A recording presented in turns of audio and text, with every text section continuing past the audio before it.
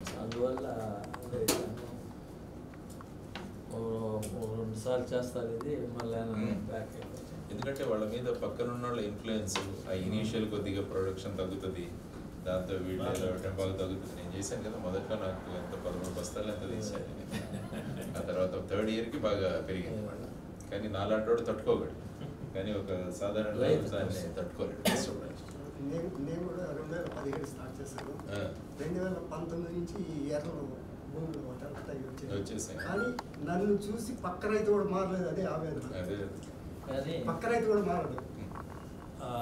ఎర్రలు పోవటానికి కారణం మన తప్పే. రైతు తప్పు కాదు, సైంటిస్ట్ వాళ్ళు ఎక్కడ లేని పెస్టిసైడ్స్ అవి ఇచ్చి కొట్టి అవి చచ్చింది. ఎందుకంటే ఇక ప్రొడక్షన్ అన్నది ఇంపార్టెంట్ అయిపోయింది. పాపులేషన్ ఇంకా ఈ ఆకలి బాధ నుంచి తీర్చాలంటే మనం ప్రొడక్షన్ దాంతో కొట్టి వరి వంగడాలు ఇవన్నీ తెలుసుకున్నాం. అదొక సైకిల్, మళ్ళీ ఈ సైకిల్లో మళ్ళీ రిజనరేట్ చేయాలి.